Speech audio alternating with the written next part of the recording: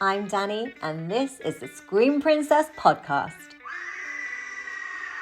It's the first podcast of 2026, and I feel like it's been ages since I've recorded one that I kind of forgot what I was doing. So I've changed the studio around and I was setting up all the lights, but I am joined today by my first guest of the year, actor Nathan Head. How are you doing?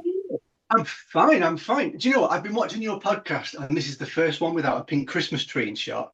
So, Ah, you've been watching the December podcast. Yes, I have taken the Christmas tree down because it's now January. yeah, And saying that, I've had friends that have left their Christmas trees up all year round, and it's gotten to that point in the year where they're like, well, it's getting close to Christmas now, so I may as well just leave it up. I'm not that girl. As soon I've as got Christmas is done, the tree's down. yeah, me too. Boxing Day, I kick it out of Yeah, the room.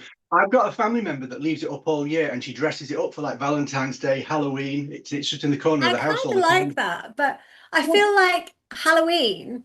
I think one year I got one of those like twiggy trees. So not Yeah, like not like a Christmas tree. I got one of those kind of twiggy, spooky looking things, and I did do a yeah, Halloween tree one year, but I got rid of that tree. bit Christmas, thin, but Christmas only. yeah. Yeah. So how was your Christmas and New Year? Usual, uneventful. I'm not a big Christmas person. Are you not? So See, I like presents. It's not really the Christmas part I'm into, but I like shopping and I like presents. So for me, it's the treats like the mince pies, the leaf and cookies, the gingerbread, the Christmas mm. cake. Yeah. I like those German Christmas biscuits you get in Lidl and Aldi. They're like Yeah, gingerbread. I'm pronouncing that right. Sorry to any German followers. Lebkuchen, that's how I pronounce it. There I you like a go. soft gingerbread coated in chocolate. They're That's the delicious. ones. Yeah, Yeah. and I can't remember if it's Aldi or Aldi or Lidl, but one of them is vegan because I think some of the chocolate on some of them is not. One of them uses dark Mm. chocolate, so I can have them. So Yeah. yeah, that's what I look forward to all year round. And then they kind of come out in November, don't they? So after the Halloween Yeah. stuff goes, you're like German Christmas biscuit season. But well, so this is the first time you've used Zoom. First time I've used Zoom. Thanks for telling everybody. You've just outed me on. Yeah, it's pretty straightforward. You just click a link and it opens, doesn't it? It is pretty straightforward. Now, I started this podcast last year, and it was kind of an idea I had at the end of December. And I was like, right, I'm going to launch it January. I had no clue at that point how I was going to do it. And I kind of looked into the various ways of doing it, and I realized I could record via Zoom, which is why I use Zoom. But then I Mm. actually, through a Google deep dive, learned that I can tether my phone to my laptop through an app called DroidCam, and then it actually uses my phone camera, which is a better quality than my webcam. Yeah. And So you should do it so, with the webcam, yeah. yeah, so I felt like a tech genius that week when I worked all of that out. So that's what I do. That's how I've managed it. But I've kind of slowed it down this year. So last year I actually recorded 53 podcasts because there were 53. That's more than one a week. Well, Well, I recorded 52, and yeah. then I realized because I put them out on a Wednesday and there was actually 53 Wednesdays last year. I still can't get over the maths in that, but it's how it worked out. So I had to record one just by myself. So I did kind of a yearly wrap up thing. But then I decided like last year it was a lot. Recording one to go out a week, it's like the recording, the editing, the finding guests and scheduling everybody. So I Yeah. decided this year I'm kind of slowing it down. I'm doing one a month and then I'm Hmm. filling my YouTube channel with like other things this year. Yeah. Gives me more creative output. So It yeah. does, and there's no pressure either, is there, then to like have a deadline and all that. Exactly. I feel like I can get one guest a month, so Yeah. I can probably manage that. So I would say for those who kind of don't know you, maybe somebody's watching this and they haven't discovered you yet, and they should Mhm. have. But you're predominantly horror, aren't you? So obviously this is a kind of horror spooky podcast, but I don't know whether you set out just to do horror at the beginning or whether you kind of just went that way. I like horror. I'm a horror fan myself, so I Mm. enjoy that. But you know what it's like. It's like I don't specifically say I'm going to do a horror film next. It's Yeah, just that's the work that comes to you, isn't it? Because you've done yeah, horror films before. People that make horror films are fans of horror, yeah. so it's not intentional, but I don't mind because I love horror, so I don't mind. But I Yeah, prefer I'm sci. exactly the same. I didn't, Yeah, we both went to drama schools and yeah. like didn't set out just to do horror. Like you train in all kinds of aspects, but once you step into horror, I feel like it's a community, isn't it? Rather than just each film standing alone. Like everybody knows everybody and it just kind of works out that way. But Hmm. yeah, I'm Everyone a knows. big fan of horror. Are these all your film posters in the background? I'm kind of sneaking into your screen. All of them. I've put that up just for this video, just to decorate the scenery behind Did me. But you? that was part of, when you're at a convention, you have the banner behind you, this sort of Mm, erect and everything. That was the remains of that. I had this one for years, and right. someone pointed out to me at a convention last year or the year before. I used to have my social media things at the bottom saying like at Nathan Head, follow me on Uh, blah blah blah, with the logos, with the old Twitter logo of the bird. And a yeah. lot of people pointed out that I might offend people by having the old Twitter logo up there because of everything with Musk and Trump and Oh everything. So I God. thought, oh, I don't want to offend people, so I just cut it up and use that as like whatever. See, I'm the But that was opposite. I like to offend people as best I yeah, can because I feel like there's too many snowflakes around and everyone yeah, needs a little bit of offense to kind of, go back to normal. yeah. It's you can't say that for If anything. somebody is offended by a logo, then they are going to have big problems making their Well, way but I through life. thought, you don't want to rock the boat, do you? Especially, yeah. But, I don't know. I think life's too short. Rock the boat. yeah, It's more fun that way, I think. yeah. We actually met at a convention, didn't we? So I can't remember what year it was. About 2018. Was it that long ago? I was really specific. I'm only saying 2018 because I had loads of conventions in Right. 2018. It seemed I had like one a month. So if I met you, it was probably at that one. I think. Yeah, I mean, it's ages ago. I can't remember where it Yeah. was because I remember it was one of those ones where they like book you a train ticket, and I was living in London at the time, and I was like, okay, so I'll just get on the train and then end up at the destination. Couldn't tell you for the life of me what the convention was called or where it was, but I can't remember what it was. It was an MCM, wasn't it? Was I it? don't Well, know. Charlie Brown was also No, there, it wasn't was a she? little one. It was like a little independent one because you remember, I think I we had like remember. issues getting paid in the end, and then it took Yeah. ages to get paid. Yes, that was someone like Burnley or Blackburn, wasn't It was somewhere really random. Yeah, maybe it was Burnley or something. I it? don't know. It was a long Then time you got ago. told off when you kept inside because it was raining outside. Do you remember that? Yeah, and they wouldn't let you have food. You couldn't bring food in, and you're like, well, Even though there's food in the venue, they wouldn't let us. Yeah. yeah, it was ridiculous. Yeah, I'd like to, I mean, I've done quite a few conventions, and that was probably the biggest shambles, that one. Like mostly they run very smoothly. Yeah, they're all pretty easy, aren't they? And they're a Yeah, day out, even if you don't make much money, it's a day out. It yeah, gets to pull up your work, meet the fans, and I enjoy it. yeah, yeah. Do you still do a lot of conventions? I do, but I haven't had that many. I think last year I did about four. That's quite a lot in a year. I do like maybe one or two Mm. max. I did one in the Northeast. I've moved now. I live in the Northeast. So I did one up here. So it's quite nice to actually do something without having to travel very far because obviously I've realized moving up here, I'm kind of really far from the industry, Yeah. but it's a nice peaceful life. Why, Yeah. why did you move? Is that your life? Oh, Why did I move? yeah. You don't have to go Um, into specifics, but was it just life took you there, or was there a Yeah, reason? not well. A lot of my friends live up here, and my dad was originally from up here, so I've got a Oh, family up here. And I don't know, I just kind of felt a pull. I think I'd had enough of London. I'd been there 16 years, and I realized most of my work was not in London. So I'd be in London working really hard to pay like, London mortgage and London bills and things. And most of my work was out of London. I'm like, so when I'm in London, I'm just kind of sitting in my flat because I don't really party or anything anymore. Like when I was younger, like London made sense because I was going out all the time and I was kind of doing London. yeah. But I don't really do that.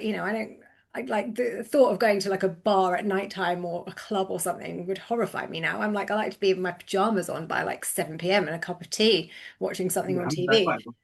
Yeah. Yeah, so yeah, I just thought I want to live by the sea because in London again you're stuck in between all of these people. So I just decided to move, new adventure, and that Mm. was it. So yeah, that was it. And then it all Um, worked out. I moved up here, met Kyle, and yeah, got some cats. I don't know if you can see her here. I had I this don't blanket know. because it's cold, and I was like, the blanket's gonna go on me, and then she sat on it. So obviously I can't move her. I'm not really a cat person. My dad has got loads of cats, Loads. My sister keeps buying them for him. She hasn't bought him any recently, Like thankfully. how many is loads? Well, for a while, she was moving around, so he was also looking after her cats, and she had about 4 or 5, and he had about 5 of his own. So there was Bloody quite hell. a lot. But then I'm going to sound like I'm making fun of this, but I'm not. But then he had a house fire, and some of them were lost in the fire. So that whittled it down a little. I think he's only got about 4 now. I think he's got 2 of my sisters. One was in a car crash, and it's only got 1 eye. He's perfectly independent now. A cat was in a car crash? He wasn't driving; he got hit by a car. Right. Like he was in an Yeah, accident. The cat was in a car crash. yeah, we didn't think he'd Oh, make it at first. He had to be fed through a tube for ages, but oh he's God. perfectly fine now, and he's got 2 kittens and 1 of his own. So Are it's you a not dog that's the person one. then? I am. Yeah, I haven't had a Yeah. dog in a while.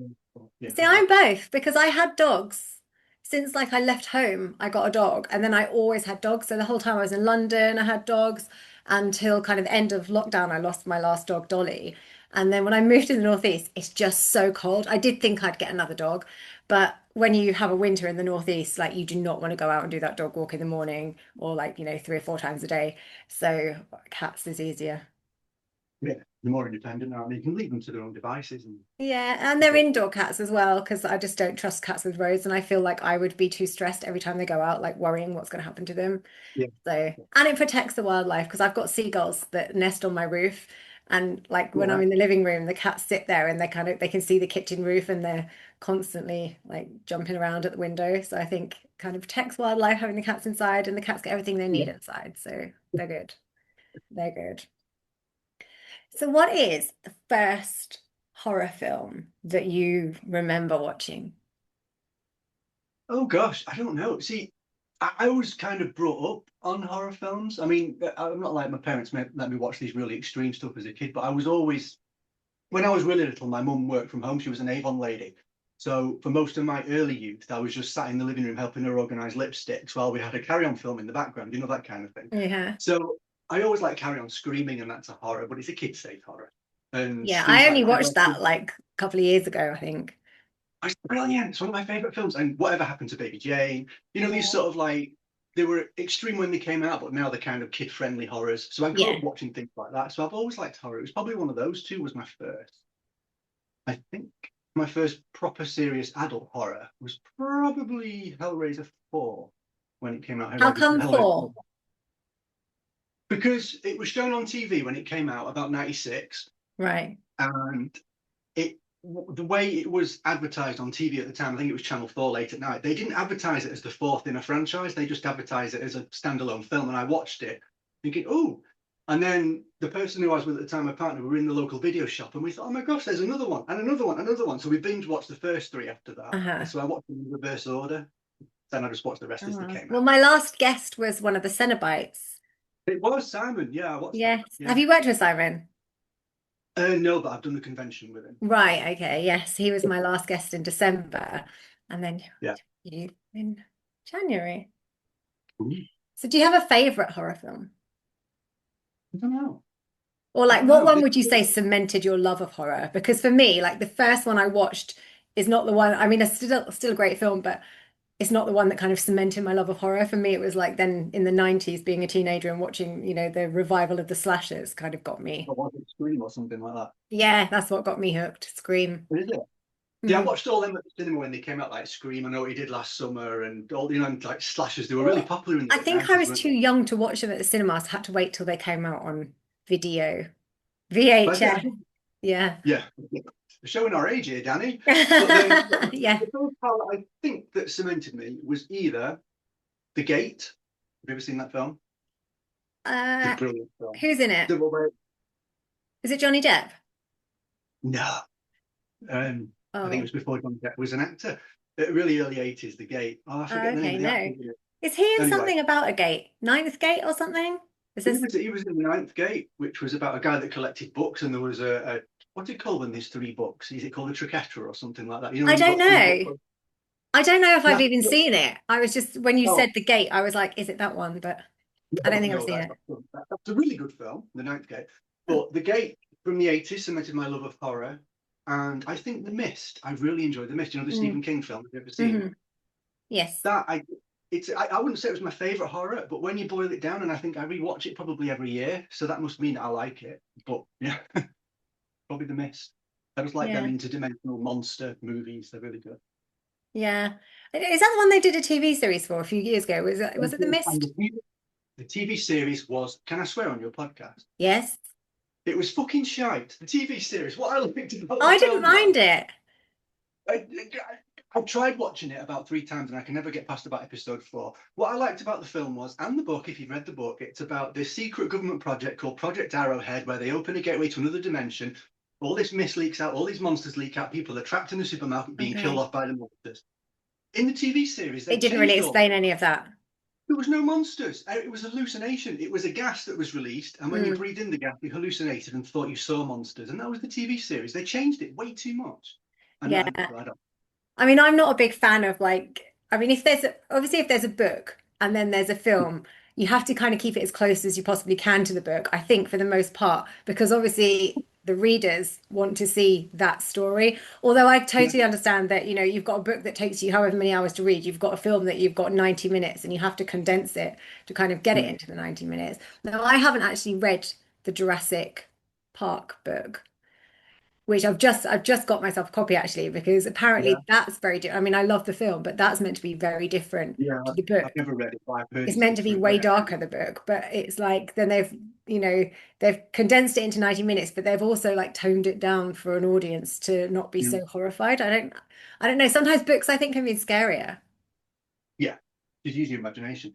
There was a book Yeah. that my mum and dad always told me to read when I was a kid called The Rats. I think it was James Herbert. Have you ever read Uh-huh. that? I They haven't made read a it, but I film. know of it.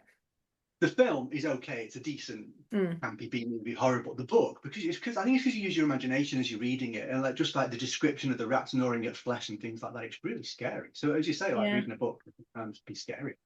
Yeah, I love reading, and I probably read more than I watch films, but Really? I don't really read horror. I read like crime Yeah. thrillers and things, and and then in the summer I'll read like a real like chick summer, beach romp. But I find horror because with a film, I can sit and I can watch a 90-minute film. And at Mhm. the end, generally, the killer gets caught or it goes away and everything's okay for the most part, unless they leave it open for a sequel. But usually, you can sleep. But with a book, if it's a scary part and I need to go to bed, I can't put the book down because I need to get past the bit. And then I could be there, for like days and not Yeah. sleep. I've You always been find like it that. I so used to safe. read as a kid, like the Point Horrors and the Fear Streets. Did you Yeah, read Goosebumps. those as a Did you read those? teenager? Goosebumps. Did you read those? I didn't. No, I think I jumped over Goosebumps and went on to the Point Horror. They were slightly scary. I think Goosebumps was slightly younger, and Yeah. I did read the scarier ones. Maybe I should have stuck to Goosebumps, and then I'd have been less frightened. It desensitized you what reading all them horror Yeah, books. I actually bought Kyle a Goosebumps set though last Christmas, so he's Yeah. been reading them. Mhm. So Yeah, good. yeah, he likes stuff like that. I think because you can read them in a couple of days. So I think he'd get bored if Yeah. he was reading like a novel that lasted too long. Let me just Good stuff. I was just wondering if I've got my laptop actually plugged in, but I have, so it's all good. No good. Yeah, I didn't because my screen just went a little bit dark and I was like, does that mean the battery's going? But no, do you know what? It's not. Something's going on here. What's happening? Oh, wait, do we need power? One of my plugs not working. Oh, do you know what it is? I haven't turned it on at the switch. Oh, you There silly we move. go. It's because I've just changed the studio around. I wanted to see if it has like a bright idea to do something. That's better. It's just because it went dark and I was like, oh no, is the battery going to die? Mm. I have these bright ideas and then I decide I want them done yesterday. So in the studio, so I've got like a green screen photo bit set up and then this is where I do my podcast. And I had just boxes piled with costume and props and things. And I had some shelves above. The cats had climbed the shelves and pulled the shelves down. So they're all kind of wonky. And I was like, do you know what? I'm going to look for a vintage wardrobe to replace the shelves, and then all the costume can go in the wardrobe. Ended up finding a wardrobe and a dressing table. Bought them last week, managed to get them here. I've spent 3 days like rejigging everything and getting everything into the wardrobes. And so yeah, my plug sockets are like in different places now. So I'm like just not switching stuff on.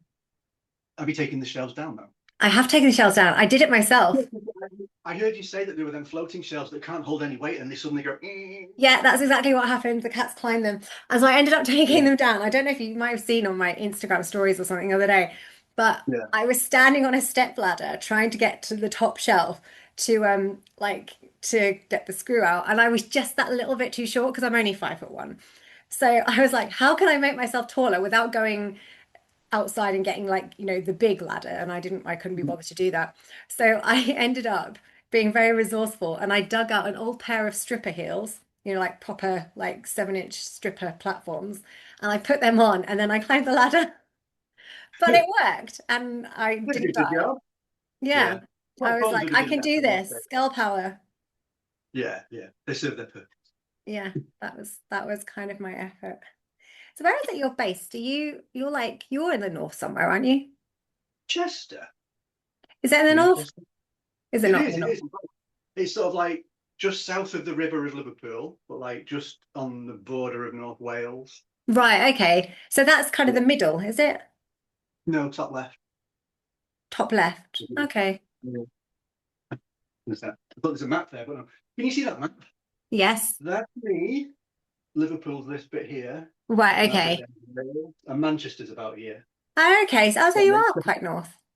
I don't know if this is this flipped. I don't know if my webcam flips it. Well, yeah, you get the gist. No, I think Top it's the left right is way round. No, yeah, because it. like all your writing on your posters is the right way round. I can read it properly.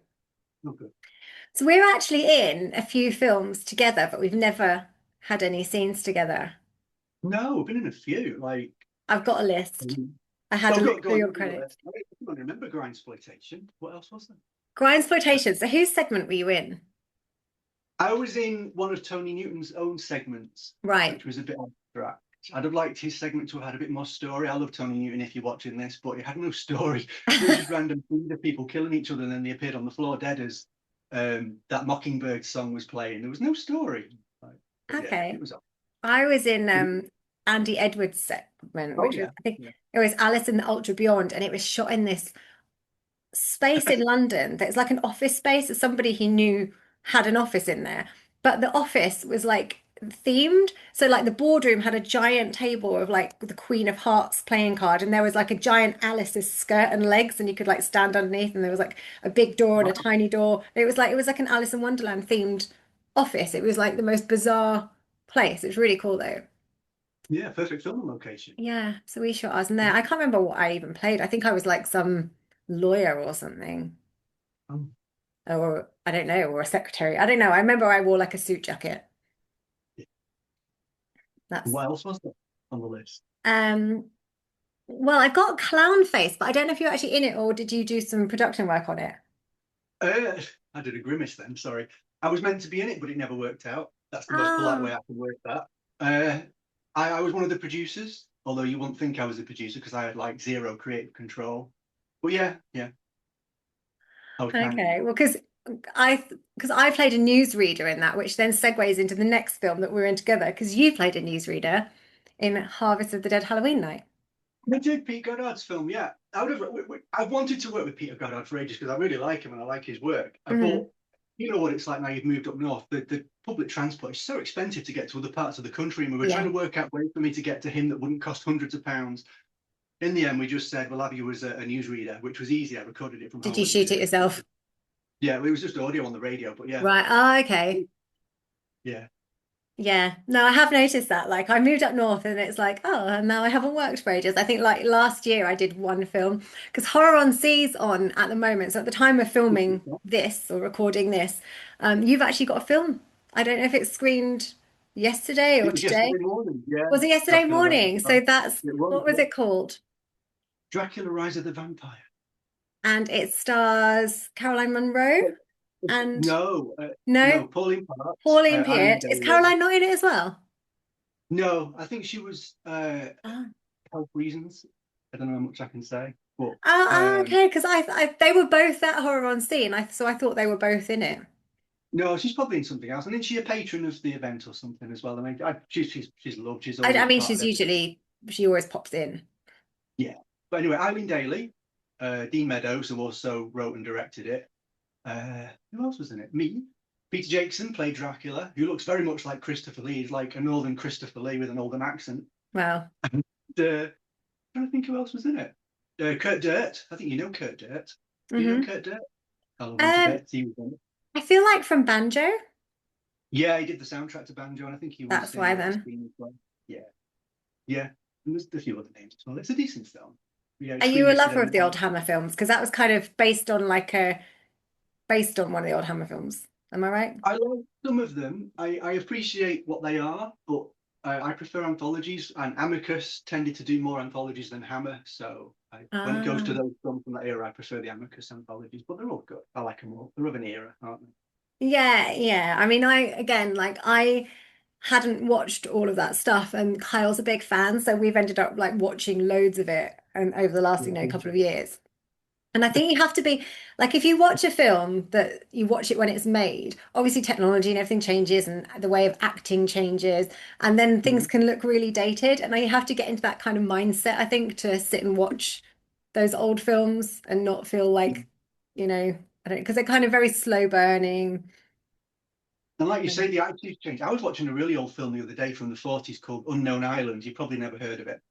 It was like a B movie rip-off of King Kong. It was Right. where these people go to an island and there's dinosaurs. It's a really fun film if ever you find it. I think it's in the public domain, so almost every streaming platform's got it. All right. But, but everyone is it's so strange. Like one of the main characters is this woman who funded the expedition, but there's a scene where one of their crew is eaten by two Tyrannosaurus Rex and ripped apart, and they shoot him to put him out of his misery because it's like kinder than letting him get eaten alive. And she's all like dramatic women were back then. Yeah. And then in the very next scene, That's she's exactly walking through how the women jungle. act when someone's getting eaten by a dinosaur.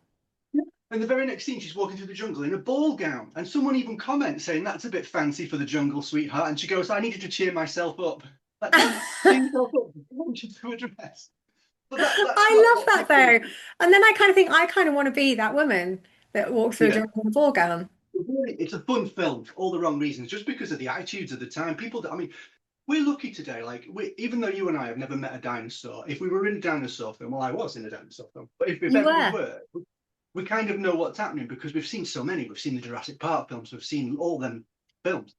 But True. a woman in the 40s would have no idea. She'd like basically have it explained to her. She might have seen the puppet at some point, but she's no idea how to react. She's never seen a dinosaur film, but we have, so I we've mean, got the but she'd advantage. know what a dinosaur was. You'd know they're big and scary, and you'd know like it could eat you, Yeah, wouldn't you? I feel like, hopefully. yeah, I feel like you'd know that. And the director's there to say, no, be more scared. Like, No, but there's one scene where she says, "I'm just going for a walk," and you're like, "Hang on, you're in this jungle infested with dinosaurs and giant sloths that are just men in gorilla suits," and she just goes for a walk. Okay, I don't even take her but home. did Just you go for see the last Jurassic Park or Jurassic World film, like last year's? a walk. I did. I liked it. Did you like I liked it? it. I I liked it. thought it was terrible. Um, I like what they did with the Spinosaurus. You know, the way they're now sort of like hunters that swim in the sea and attacking yeah, groups but and camouflage. those people have got on that boat. They've got to this island. All of this stuff's happened. Bear in mind, the boat got taken out in the first instance by the Spinosaurus. Then at the end, they're like, I know how we'll escape. We'll get on a little dinghy and we'll go back to sea on this little boat, which they're going to get eaten, right? They say near the beginning as well, they're somewhat like days from the nearest mainland or something. So how are they even going to? Yeah. Yeah. And So I was but when like, you watch them, I didn't think the characters had anything. I mean, you didn't really care about any of the characters. There was no one that you're like, yeah, I'm really rooting for you. I didn't care. Even the family, I didn't care no. if they got I don't eaten. think they Like, should have I Well, just I was was, going to say, I don't think they could have shoehorned a family into there. The kids, they were misplaced. It didn't yeah. seem And then right. like the boyfriend who was an asshole. And it's But then he like, turned out okay. yeah, you're like, the dad would have pushed him overboard long before the Right, dinosaurs well, got that him. was, Like I would, yeah, if I was on a boat with that kid, I'd have pushed him overboard. yeah, yeah. It I'd was have a, been like yeah, dinosaur definitely. fodder. Yeah, that's what I was just going to say. When you watch them films, though, there's a massive ensemble cast at the beginning, and you try and work out, okay, your dinosaur food, your dinosaur food. You try and work Yeah. out who will make it to the end, don't you? And it's obvious it's only going to be the two or three main characters. So you're Yeah. waiting for everyone to get eaten.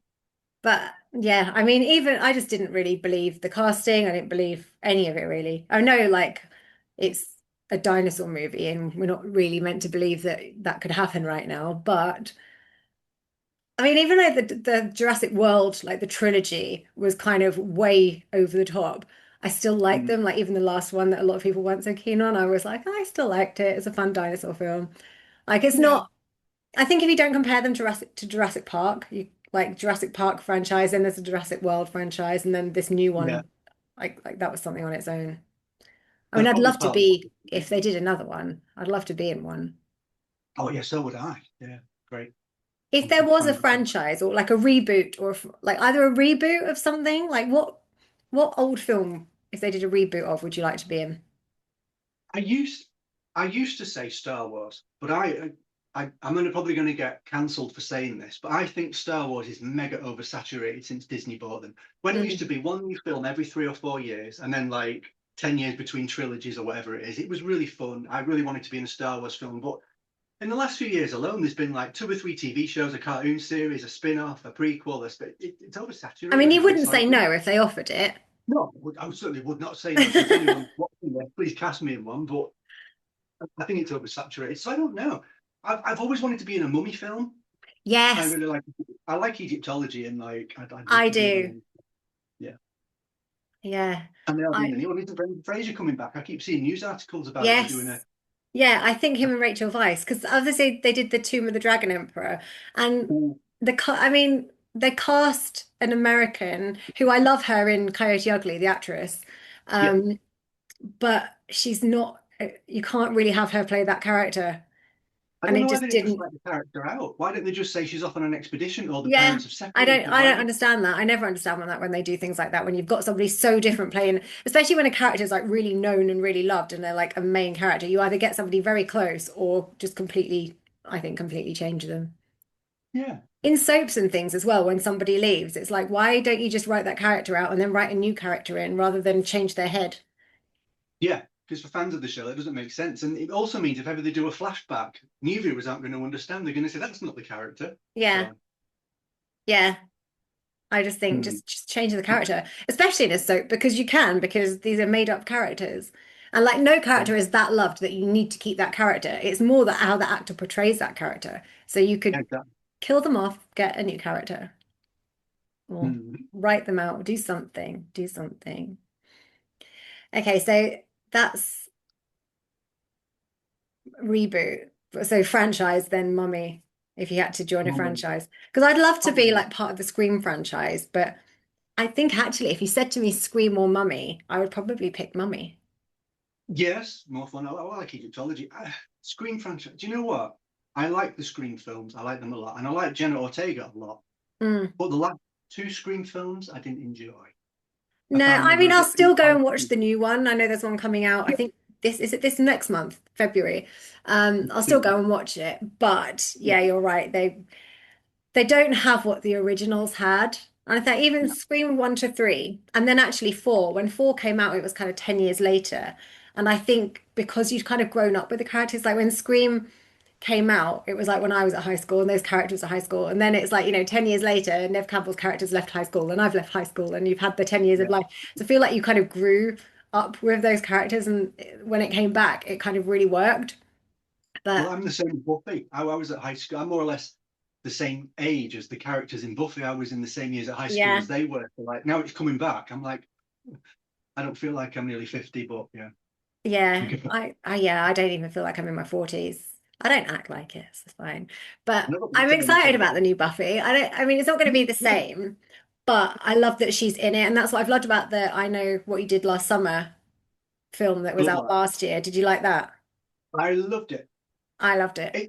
It took a minute to get what was going on. I mean, all that. Yeah, yeah. I liked it. I liked it. I'm glad the I franchise did. are And back. what I liked is it wasn't like, although that I Know What You Did Last Summer bit, it is a remake. It's like, it's the same story. Like the kids did something last summer and it's come to bite them in the butt. Yeah, But I love that he kept the original characters. It wasn't like a complete remake of exactly the same, like people playing those characters again.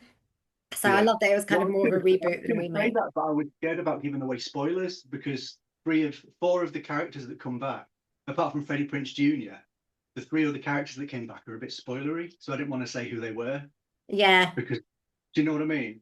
But if anyone hasn't watched the film, stick it through I the end feel like credits. 'Cause it's been like nearly a year now, so people probably oh, watched it. I think it's okay. I wouldn't, I'm not going to give the ending away, but because that was a surprise. Very much so. And do you know Didn't what? see All the that way through the coming. film, I'm not going to say the character's name or the actress, but all the way through the film, when Sarah Michelle Gellar was in it, when Freddie Prinze Jr. came back, when the other woman came back, Ghost Whisperer, what's her Ghost name? Whisperer, Jennifer Love Hewitt. Yeah. When she came back, I watched Sister Act 2 the other day, and I was like, "There's Jennifer Love Hewitt."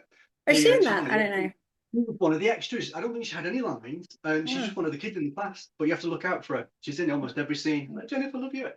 But yeah, and all the way through, I was watching. Oh, she's come back. She's come back. I bet this character's pissed off. They never asked her to come back. And then the end credits scene, and I was like, oh, there we go. Foot in my mouth. It Yeah, was a good no, film. I'm I glad. loved it. Well, we're out of time for our first half. So you get to go and make another cup of tea. Who's on your mug? Who have you got on your mug? Linda from Gimme Gimme. Oh, so Yeah. I thrifted this the other day. It's a brownies mug. Were you in the brownies? Yes, and I was really proud of this because I was an imp, and that one there's an imp. She's actually got my brownie badge Yeah. on. Although I had that tie, I had like the little crossover neck Yeah. thing. Yeah, I was a brownie. I love an Oh, adventure. Maybe that stems from the brownies. I don't it know. does. It Yeah. does. Well, I'll see you back in part two. See you in part 2. Welcome back to the Screen Princess podcast. I didn't even end up going and making another cup of tea, The cat woke up, she wanted to be stroked. And it's kind of a rare thing. She's only just started becoming affectionate. She's like nearly 2 now. Before, she'd only come and see you if she wanted food. Now she's like, I'll sit next to you and occasionally I want you to stroke me. So while she was in that mood of affection, A long she took up time. yeah, she took up my 10 minutes. But I realized she dribbles now when she gets stroked as well, which is kind of Yeah. cute. I know you're not a cat person. You're like, ugh, dribbling cats. No, with bits of knives. I used to hate it when I was a kid because my mum and dad have always had cats. When I was a kid, we used to go up to the top of the stairs. There'd always be a cat at the top of the stairs ready to do that to Yeah. your legs. Yeah. Mine don't do that on the stairs, but they are ready to trip you on the stairs. She's actually really good. Yeah. She doesn't get her claws out. So if she plays or anything, she's really, really gentle. But the Yeah. boy, although he's really affectionate, he's like the opposite. He's always been really affectionate. But if there's food, he's got like food aggression and he'll just swipe you. Like today, this is actually gross, but she ate her food too quickly today and she was sick. But there was also a hairball. So I went to the bedroom, saw it, went in the kitchen to get stuff to clean up. As I came back, because her food had come up whole, you know how that happens, they just swallow it, and he was trying to eat that. So I was like trying to shoo him away. He grabbed the hairball that she'd sicked up and ran with it, and then tried to attack me when I tried to get it off him. So It's not even food, it was secondhand food, but he still it's wanted it. secondhand food in a hairball, but he thought it was edible. Like he will literally eat anything. Like I now have to hide all food from the kitchen. Like yesterday, he was in the licking the top of the vegetable oil. Like he'd open the bottle and he was licking it, and so that's now in the cupboard. So yeah, he's really bad with anything. Like you can't eat in a room with him because he'll swipe it off your plate with his paw. Mm. Mm. Very naughty. But she doesn't do that. She's actually the well-behaved one. Yeah, she's the good one. We never did we get through your list? You said the films had worked together. I know there was the Peter Goddard film, Grand Exploitation, and Yeah, Clown. that was it. That was the list. More. No, I think that's it. I think that's all of the ones that we've been in together. I think we've worked with like the same people. I know you've worked with Dave Davis, Yeah. Quite a and few I've times. I've worked with him, but like obviously not in the same. I think I Were you worked in in. Three? No. I was in Three's a Shroud, but I wasn't in his segment. You were in Andy Edwards' No, segment, I weren't was you? in Dan Brownlee's segment. Oh yeah, yeah, yeah. Um, but yeah, so that's where I met Andy Edwards, though. Oh, was Um, it? yes, that was a long time ago. So I ended up doing this. That's when I think I was still at drama school, or I'd maybe just left drama school, and I hosted a celebrity ghost hunt for the Gore Zone magazine that was out at the time. So not like the original Gore Zone. It was like, Yeah. What will your viewers mind if I disappear for 30 seconds? Well, no, less than 30 seconds. Wait, wait, wait, wait. I'll tell this story. So Yeah. I met them on that. They were both doing like camera stuff. And then they were both making films and they said, do you want to do a bit of my film? And that's kind of, I think that's really where my horror thing started. I did bits in their films and it rolled from there. So, I don't know if this will come up on camera, but I've got it on DVD. oh, you have it. There's actually a picture Oh, on the back. so Maybe that's the one that Emily Booth, because she hosted it to start with, and then I was in one. I was thinking in this one, I think there's a picture on the back with your blonde hair. Oh I can't really yes. see. Yeah, I was still at drama school then. So it was after that I ended up I think Emily might have been pregnant at the time Oh yeah.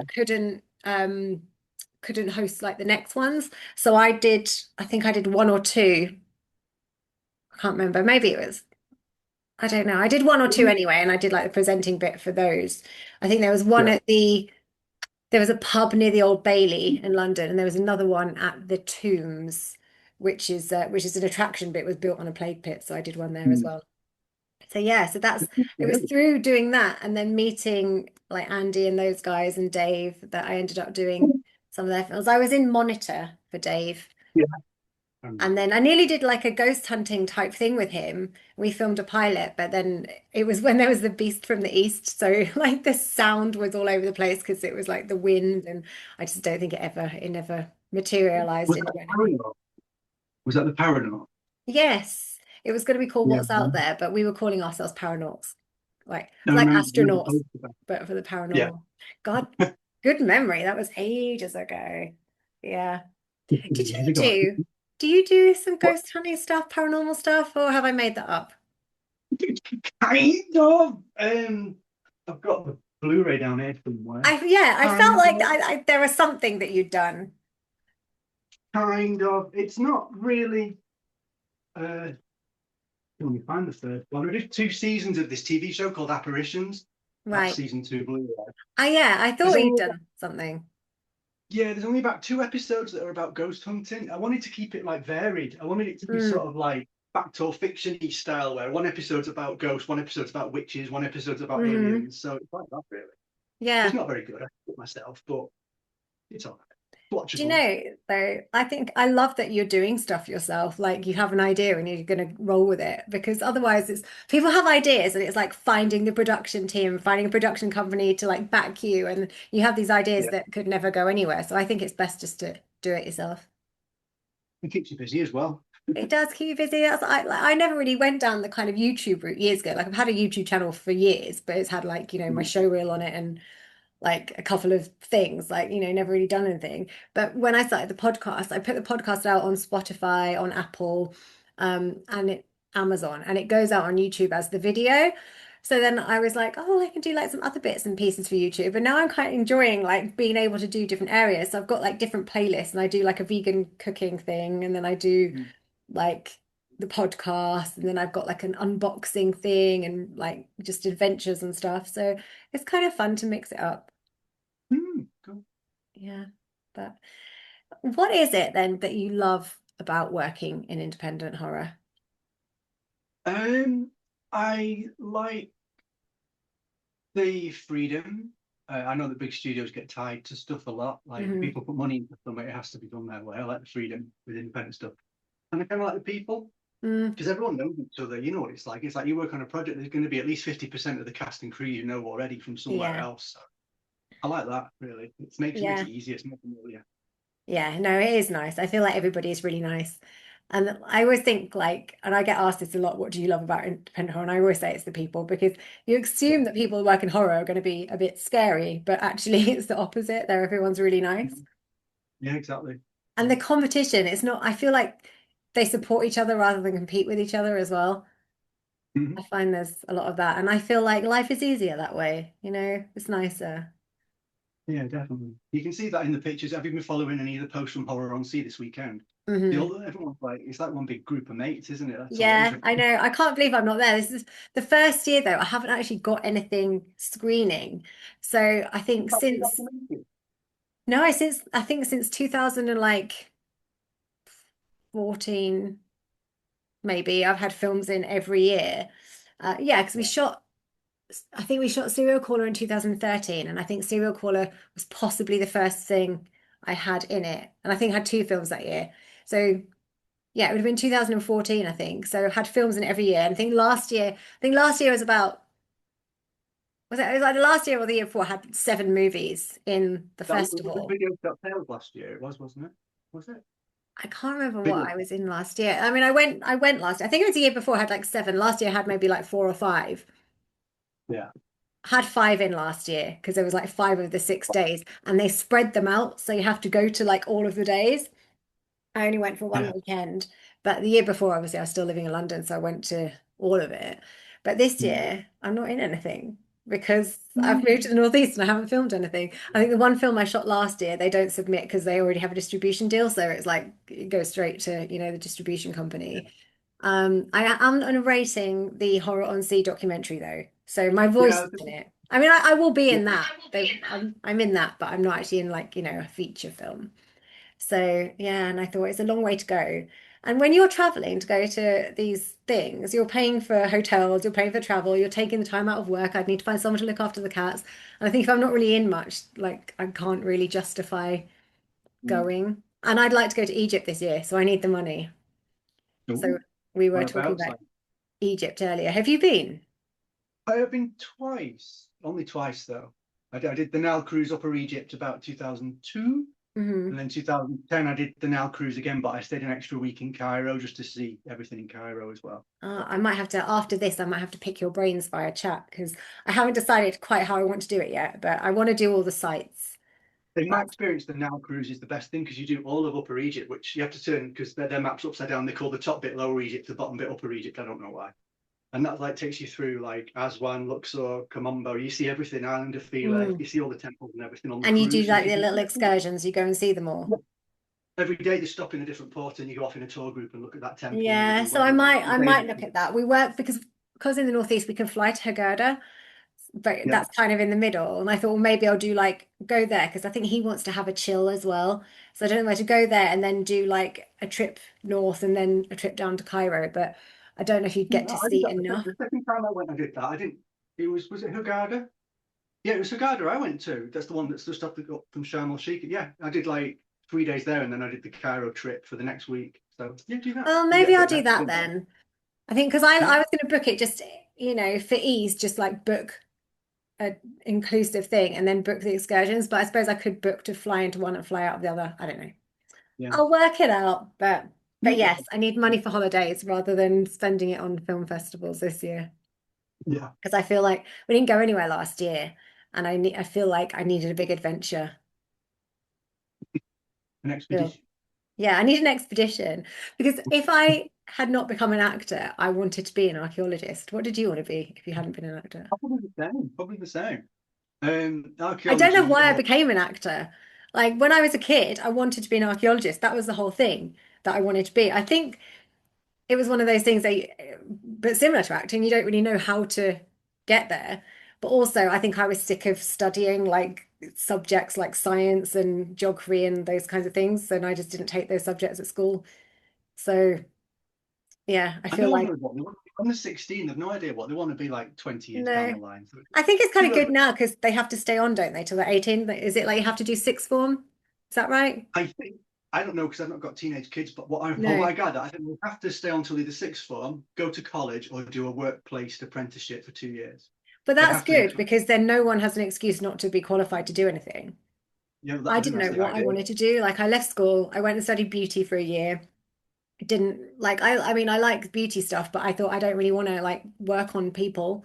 And so then I went and did a travel thing and I thought, no, I like traveling, but I don't really want to work in travel. Then I studied fashion and it was like, well, I love fashion, but I'm I don't know if I want to do this either. And then I ended up kind of going into modeling and then, and then moving to Into London. And then becoming an that was when actor. yeah, so like acting was like after modeling, I'd obviously done a little bit of acting during modeling and then ended up going to drama school. So it was like a natural path, but I feel like those, 4 years of college were kind of wasted. I should have just gone and studied archaeology, shouldn't I? Really. Could have gone and done Well, that, got a degree and then done this, but oh, hindsight. Hindsight. yeah. How did you actually get into acting then? It was well, I took acting classes when I was a teenager, Hmm. but I never really did anything with it because I wanted to be a set designer. So I did like design at college and uni and everything. And then I just kind of like sidetracked. I ran a bar for a while, and then I did a bit of DJing when I was in the bar. Then I wanted to get more into performing through that because we did cabaret shows every weekend, and I was like, yeah, this is really fun. And I saw this opportunity to be part of a DVD on something. It was something to do with ghosts, actually. And I said, yeah. And at the last minute, I chickened out and said no. And I instantly regretted pulling out. I thought, no, I was like, I could have got into acting through that. And so I decided to like make a U-turn and get back into acting. That was about 2004, I think, over Right. 20 years ago. Yeah, it kind of like just a regret thing. I should have done Yeah. it as a teenager, but never did. Yeah. It's hard, isn't it? I think it is hard when you're young to know what you want to do. And I think Mhm. everybody always, I mean, life's a journey, isn't it? You always end up kind of doing something you think you don't know how you got there sometimes, but it just, Well, I don't know how to get there. If you'd have asked me 20 years ago to how to yeah. get to where I am now, I'd have no idea. Yeah, It because just so acting's happened. not like a job, is it? That you grow when you grow up. Unless maybe if you come from like a theatre family or an acting family, like really it's something that even if your parents aren't in the industry, it's like, well, that's not a sensible job, which is right. It's not a sensible job. Mm. It's definitely No. not. But yeah, knowing how to get into that industry to break your way in is tricky. Yeah. And a lot of it is who you know. And I think with auditions and things, it's like, people say if you do 100 auditions and you're lucky to get one, like I don't have time to do 100 auditions to get one. Like I need to make money in order to live. Do you know what I mean? It's like, I think that's a tough one, which is easier now actually with video auditions. You don't have to like Yeah. travel into places to do them so much now. So, there's that.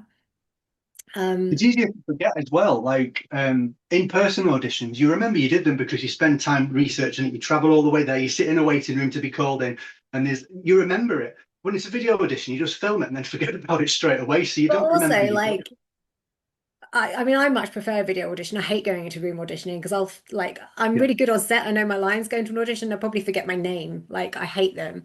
But I think when it's video, you don't have any nerves because you can do it again. And the only con of that really is that then the director doesn't get to work with you. They can't say, oh, can you do it like this? Can you do it like this? I mean, I suppose if they like it, they can come back and ask you to do another one a different way.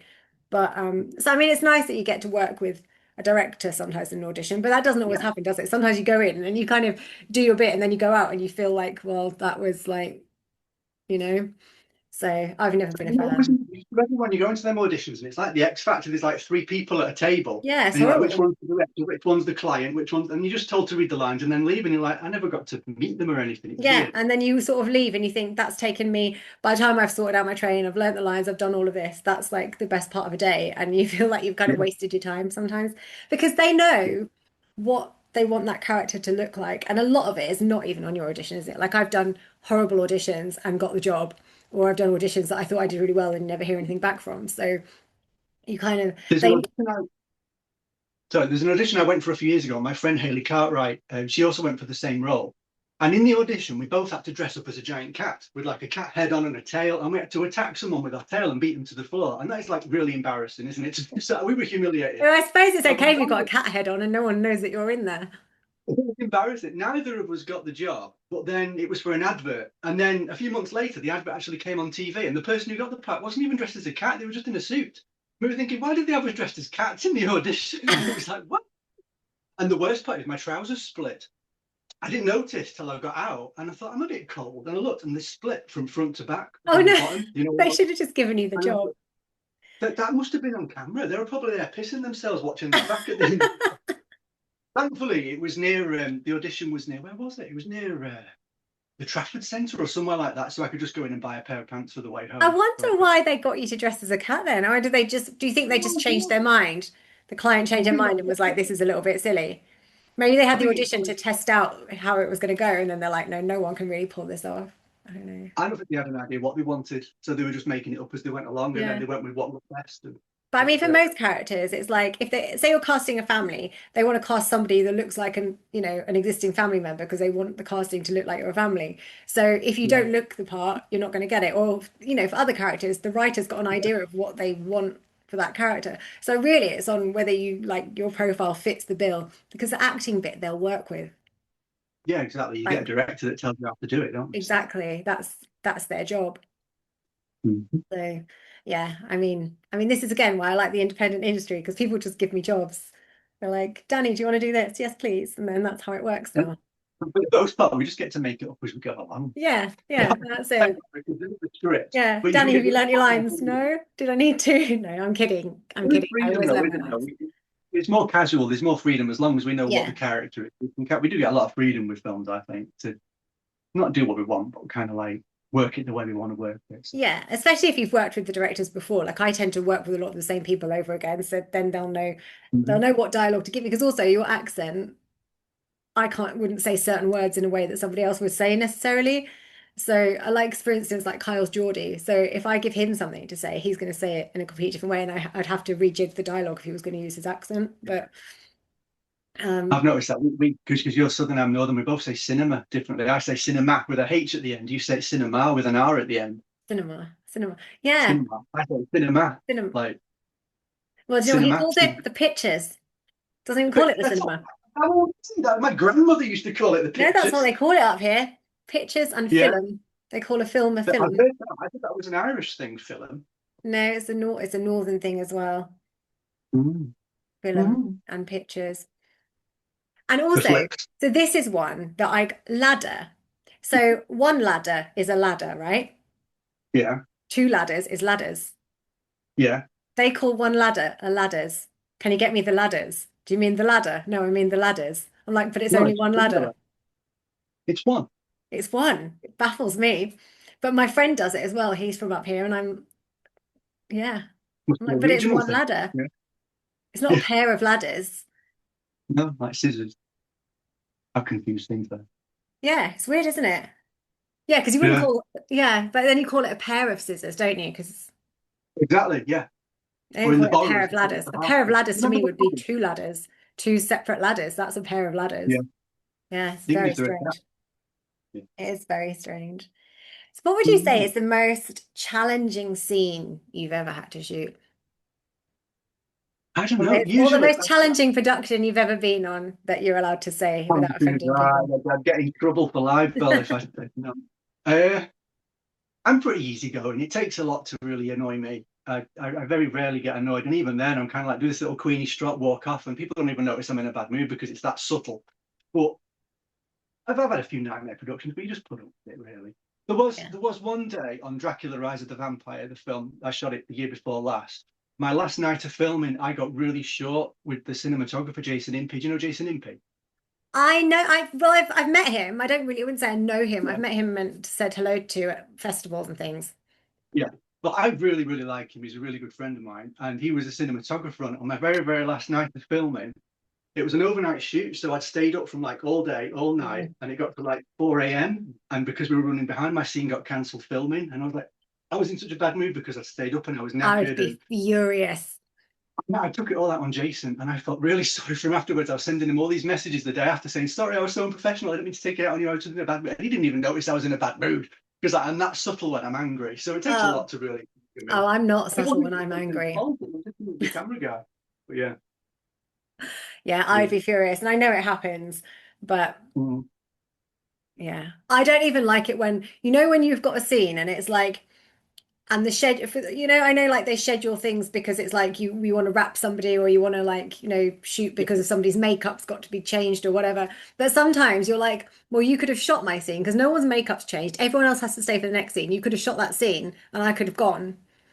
And Yeah, or like, while someone's especially when you've got a yeah, long drive, like I've had that when I've been down south and I've been having to come back no up north, and I'm like, why wouldn't you have wrapped me? Because then I've got like a 4 hour drive, and you've like, but rather than because everyone else has got to stay anyway. So that annoys yeah, me. I feel like people who do the scheduling sometimes don't get that right, and that stresses me out. yeah, that happens with prosthetic makeup. You have someone that's like 2 hours in makeup, and you think they could be shooting other stuff while they're doing that, but then Yeah, they're all rushing at the end of the day to get everything in before they lose the daylight. And you're like, well, you could have shot this while they do a makeup on such a person. But yeah, yeah, that yeah. happens at all. That happens. Yeah. I mean, especially I suppose in low budget films, like I know when I've shot stuff, I'm the person that does like if I've got a production, I have written it, I'm producing it. Now I might be directing it. I'll also have done the catering and I've done all the scheduling. So I'm really meticulous, and I like that. It's got to stick to my plan. Well, that way, if anything goes wrong, you've only got yourself to blame as well, haven't And you? that's why I do it all myself as well, because then I know it's done. And I'll have people Yeah. on hand to help me in the day Mm. to like keep on top of things. But yeah, all the planning like is done and then I can relax. Yeah. That's usually the way. That's usually the way. So what filmmakers inspire you or what actors have inspired you? I always get asked this one, and I never know because it changes all the time. When I first started out, the actor that inspired me was Zinga Zeeberg, and I used to use that answer a lot when I was asked this. But it's like she's not really acted much in the last 20 years, and I've not really followed her career anyway. And you think it's a bit of a dumb answer because no one knows who she is. It's like, I don't. so I don't know. She's a German actress. She was famous in the 90s. The biggest thing she did was Lex. Did you ever watch Lex, the sci-fi series in the 90s? She was Mm-mm. the main character in that for like 3 seasons. But yeah, exactly. I'm not really a sci-fi lover. Are you a sci-fi lover? A big sci-fi lover. I like, but the thing is, I get let down by sci-fi. It's kind of like if me and sci-fi were married, I'd probably keep getting divorced and marry them again because I really love sci-fi. But every time I sit down to watch a sci-fi film, I'm like, this is terrible. They're just focusing on the effects and there's no story. There's What no. did you think about the new Alien series? I liked it, but I got to the last episode and I was like, oh, it's over. Nothing happened. Yeah. Literally, just as the story gets started, it ends, and you're like, is there another episode? No, I watched them all. What happened? Like the alien eye escaped the tank. He got into the building, looked for his sister. He's met his sister. Where's the rest of the story? There was nothing. It was good. They'll leave it These open though. They might do another one, right? there had been another one, but it was like just as the story started, it ended. I'd have liked more. But it was Yeah. good. It was good. What I am watching at the moment that I'm really enjoying. I'm only about 3 episodes in. Is this when it escapes me. Wayward on Netflix. It only Oh, launched, okay. launched the other day. It stars Toni Collette, from You're Terrible, Yes. Muriel's Wedding. Toni Collette. Uh-huh. She's the leader of this cult. And it's like a high school. And when people have got wayward kids or naughty kids, they send them to this high school and Mm. she conforms them into this cult. And it's really good. I was Oh, only I going to might watch one. start that because I need a series.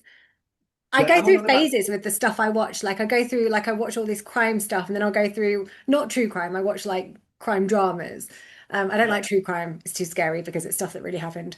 Um, Mhm.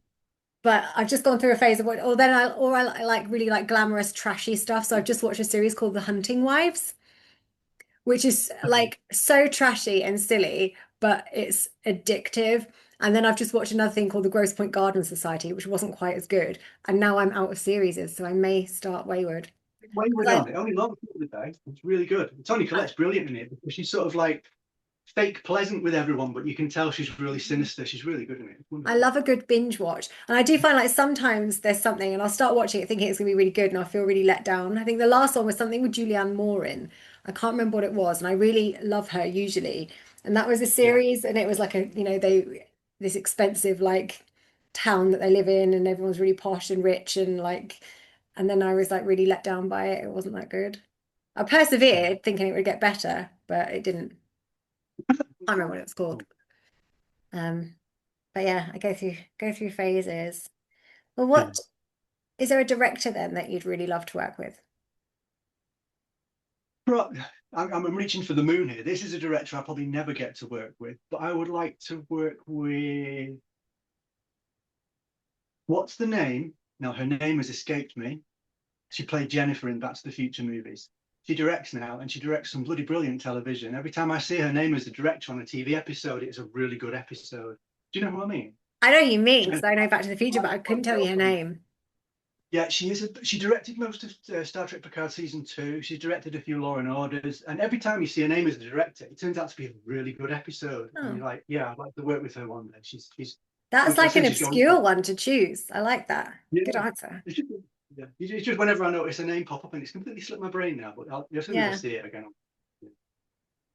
not that I'd ever work with her because she works in America, and there's like zero chance of me getting cast in a big You never American show know, with do her. you? You never know. But How yeah. is it positive thinking? Put it out there, manifest it. Mm. She might watch this for some reason. She might somehow find herself watching the Screen Princess podcast and she'll be like, well, he'll be perfect for my next project. It's like in that film Loch Ness. Have you ever seen Loch Ness? No. It's from the 90s. No, Mr. Dempsey, you've got to believe it before you can see it. Which is on No. about I seeing the used to Loch watch Ness. Family Nest. Can you remember that?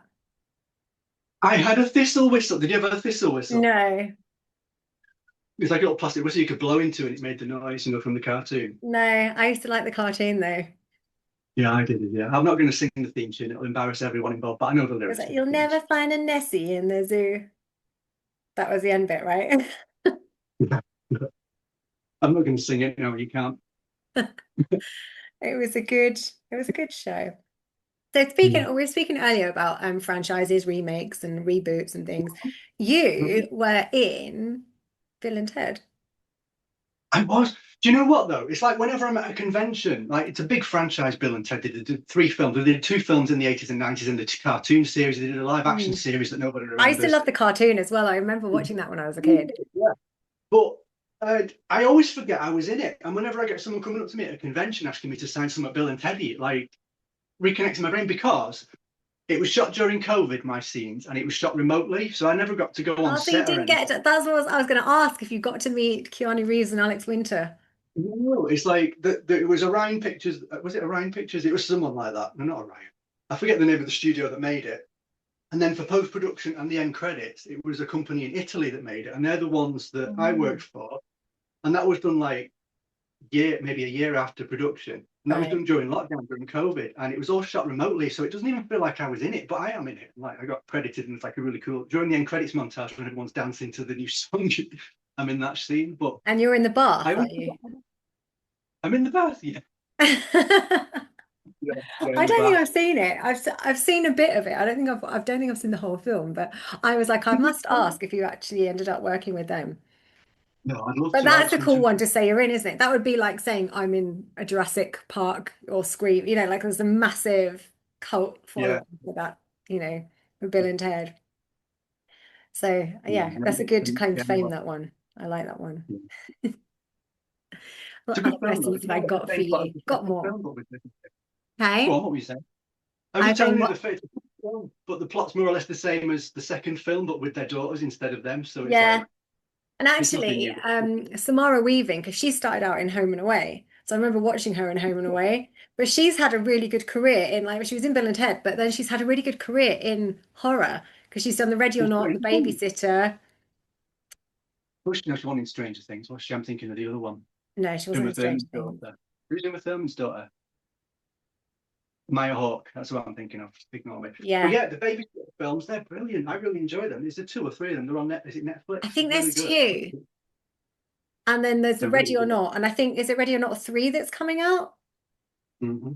So that's due out this year. So I'm looking forward to that one. That was actually going to be one of my next questions. Like, what films are you looking forward to seeing this year? Well, I haven't seen the new Anaconda film yet with Jack Black, No, and I I like all haven't. the. I want to go and see that. I don't know if is it still in the cinema? I don't think it is. I They think don't it's stay ended. in very long now, do they? It's like you've got a week No, to watch I think it was something. Boxing Day and like New Year's Day. It's finished. I've heard it's really bad, but I still want to see it because I like Jack Black I and I'm like a Jack fan of Black all. and I like Paul Rudd. Like Paul Rudd cannot really do anything wrong, can he? And Yeah, I suppose Jack Black never really gets it wrong either. So yeah, I that'd mean, be a the good. Anaconda films in themselves, like the Anaconda and Anacondas, they're not meant to be good, are they? They're meant to be like B-movie-esque. So Just for monster movies. yeah. But what I I will mean, say about them, I like both of those anyway. So I do want to watch it. yeah. I just want a little old man on my soapbox complaining thing here about the Anaconda films. I like the Anaconda films, but it's so hard to watch. This is why people should buy physical media. I don't have them on DVD or Blu-ray, but the first Anaconda film is on Netflix. The second Anaconda film, I think, is on something like Disney Plus. The third Anaconda film is on the Sky Store. You've got I to didn't pay for even it. know there was a third one. It's about six. They made four Oh. of them, and then they did two crossovers with Lake Placid. You remember the Lake Placid film with the I giant remember the crocodile? first one. With Betty White, she was brilliant in it, wasn't she? Yeah. Yeah, Yes. but yeah, they did crossovers with that. So there's about six Anaconda films, and then the new one. But they're all on different platforms, so you can't watch them all. That's And really annoying. it annoys me. I got in such a mood the other day because I watched the first one and I watched the second one. I was like, well, where's the third? Oh, it's in the Sky Store. Where's the fourth? Oh, it's on Yeah. CBX Max or something like And you that. It's like, can't subscribe to everything because you'd be oh, paying an absolute fortune. I've got Prime and I've yeah, got Netflix, and then I've got some of the apps that have some like, the old free horror apps and things with the old yeah, stuff like on. But Tubi and Fourth and other for free stuff as well. Aren't yeah, like I've got Tubi, but that usually has loads of shit on it. there's some good Stuff stuff that as I'm well. in. Yeah, yeah, I'm a lot of shit on Tubi as well, but there's some good stuff. There is some good stuff, but this is the same with all of them actually. You can scroll through Netflix for ages trying to find something, or not so much Netflix, Prime. I'll scroll for ages trying to find something I want to watch, or something will look good, I'll start it. And you've got 10 minutes, and if it's not good in 10 minutes, I'm not going to persevere. Because Several there's been times times I through. have persevered and it's, I've regretted it. spend more time scrolling than watching this show. Yeah, I do. I'll scroll, and I'll be like, I give up. I'm going to read a book, or I'm going to play a game on my phone or something. Like, Mhm. so is there a genre that you would like to work in that you haven't yet? Sci-fi. Have you not done any sci-fi? Yeah, I was in Doctor Who, but it wasn't really sci-fi because it was like period. I was dressed in like 1910s clothes That's on a cool replica of though. Titanic. So it was. I love being in Doctor Who, but it wasn't sci-fi. There was no like laser guns, robots. There was none of that really. So I didn't really Right. feel like I was in sci-fi. But Mm. sci-fi really. For anything, I'm not picky. Any work anyone's got, I'll take on. But it's yeah, sci-fi. Mm. Or some kind of thriller film. Like maybe not so much horror, maybe a bit more thriller, like a psychopath or a serial killer type thing. That's a bit Yeah. different to normal. Have you played a baddie? I have, I think. Yeah, I must have done. You must have done because you've done a lot. I must have done. Do you feel like do you get a lot of cast of like a lot of the same types of characters? How do you think people see you? I used to, when I was like in my 20s, I was always just cast as like the boyfriend or the husband or the everyman. Since I've gotten a little bit older, I tend to like only get considered to play dads, and I don't look like a dad. I don't act like a dad, so I hardly ever get the part. So I tend to just be these one-off, one-scene characters that don't fit into the main plot. Well, you got a Do you know what I priest mean? in the vampire one. Yeah, I played priest about 6 times. I quite It's like like that for you. You're like keep getting cast as a priest. no, it's because I've got all these promo pics of me and the dog Yeah. collar and everything. Oh, he plays a priest. I should get pictures of me dressed as like I an did get Egyptologist. cast as a nun in something, but then it never got made. And I think they're still trying to make this film, and it's from years ago. So I kind of They were allowed to say what it was. I can't remember what it was called. It's still not been made, and I dropped out because there was no money. So I'm like, I can't work for free because I've got bills and I need to eat. So yeah, so I dropped out, but I kind of like that I got cast as a nun in something because I don't really think I have a nun look, but No, it's without the the opposite. makeup, without the makeup maybe. So we're going to finish Yeah. up with a bit of a Yeah. quick fire round. So you have to give me your Okay. first answer for these. Final Right. girl or villain? Final Girl. Slasher or supernatural?